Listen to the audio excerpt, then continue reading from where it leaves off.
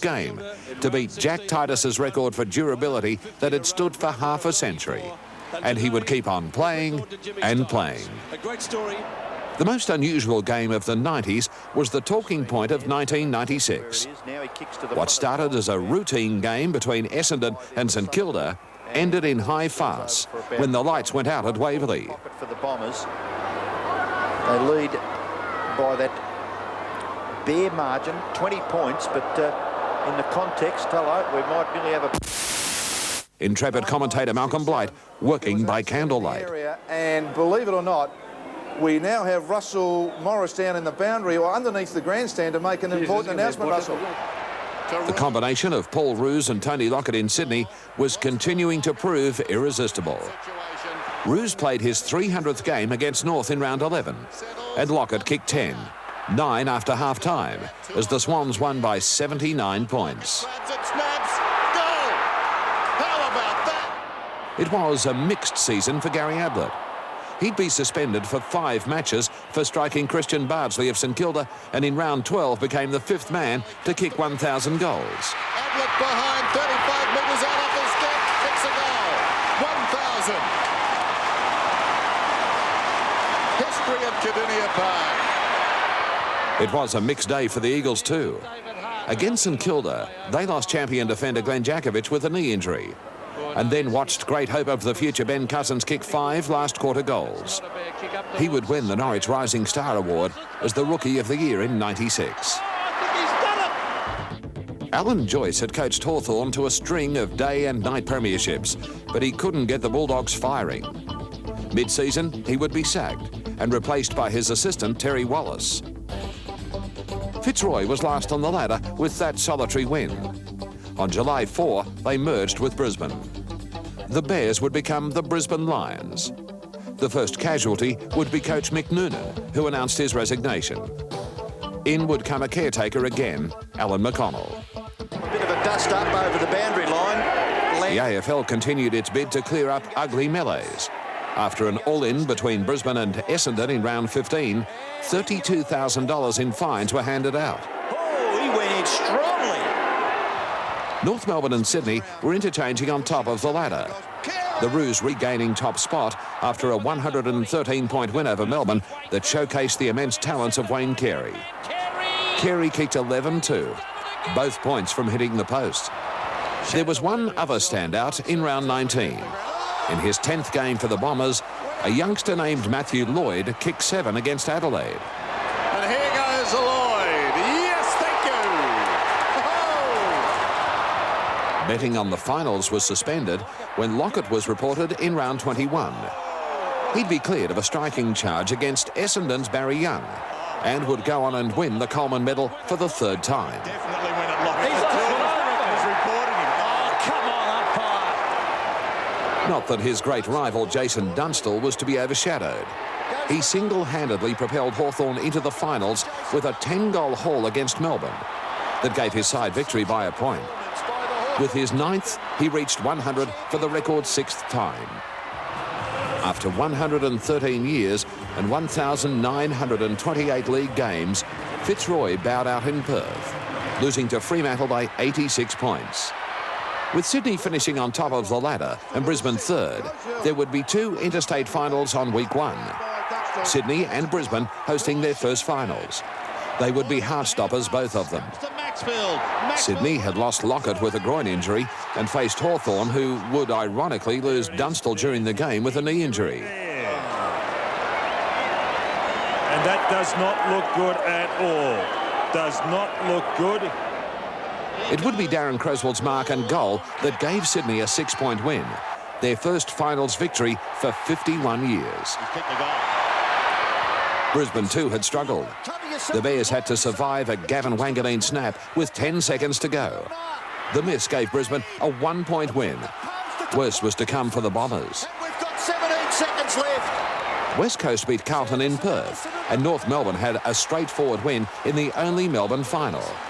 McKernan and Carey dominating the Roos win over Geelong. Allison, the opportunist, kicking 7.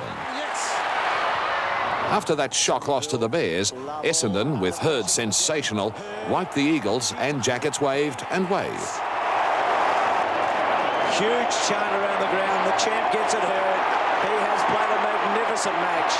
Kicks to full forward. Alessio getting set. Bouncing through. Is it a goal to hurt? I think it is. He's done it again.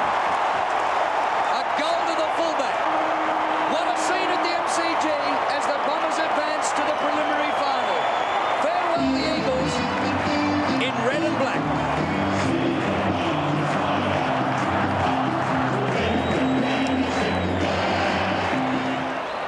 Brisbane kept going too, thrashing Carlton by 97 points. Alistair Lynch kicking 7. The smaller brigade have been dynamic. White has been dynamic. Lynch is at the back for another one. On Monday, September 16, at meetings in Melbourne, merger talks would bitterly divide two clubs. Former dual premiership captain Don Scott had led the push to stop the Hawks merging with Melbourne. His team would easily win the vote for survival. Melbourne fans gave President Ian Ridley a torrid greeting, but would eventually move to merge with the Hawks. In the end, the Demons found a saviour in Diamond Joe Gutnick. Within months, Gutnick and his men had taken over the club and were swiftly reorganising its finances and administration. The Bears' season would end at the hands of North. Unable to stop the rampant Carey or penetrate a defence led by King and Martin, the Brisbane campaign came to a proud halt. It's the 55. Floating ball. Carey again. That night in Sydney, it all came down to one kick after the siren. Who should the ball end with? Plugger. The Swans are into the grand final. What a finish. Any score. Otherwise we play extra time. Lockett, the most important kick of his career. Any score will do. He kicks. They're into the grand final. Sydney into the grand final for the first time since 1945. Essendon had lost their second final of the series by a point. The Brownlow medal would produce a night that will never be forgotten, as three men ended deadlocked on 21 votes. Michael Voss and James Hird would each take home a medal. Corey McKernan was at home, ineligible to share in the first three-way tie because of suspension. He had been suspended for kneeing Geelong's John Barnes earlier in the season. Tragically for the North big man, he had lost the Norwich Rising Star and Brownlow through suspensions. The grand final was befitting the centenary year. Sydney with Lockett kicking 6 goals led at half-time before North cut them down. Lockett. Play, Tony. Left foot goal. Sensational. Blakey was there. Freeborn is there. Around his body goes Freeborn. And here comes North Melbourne. Eustace lifts it towards centre, but stolen by Roberts. Mark Roberts likes a goal from 49 metres. North Melbourne look home here at the MCG. Glenn Archer receiving the Norm Smith medal from South legend Bob Pratt. And then Carey and Pagan received the gold premiership trophy from Captain Blood Jack Dyer. It would be the farewell for AFL chief Ross Oakley, who would be replaced as CEO after 10 years. His replacement from South Australia would be Wayne Jackson. Well, I think the thing that sort of sticks out in my mind is probably the demise of Fitzroy. I think that probably that's the best indicator of just where football's heading. I think everything else pretty much fails in comparison to just Fitzroy's being out in the competition.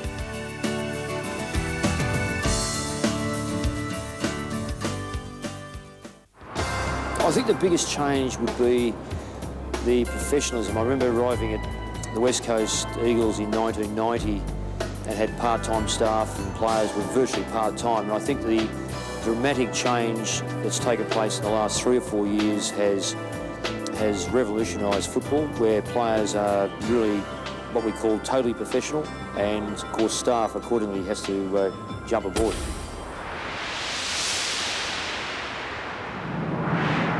Carlton did not play in the 1997 final series, but would figure in more headlines than any other side during the year.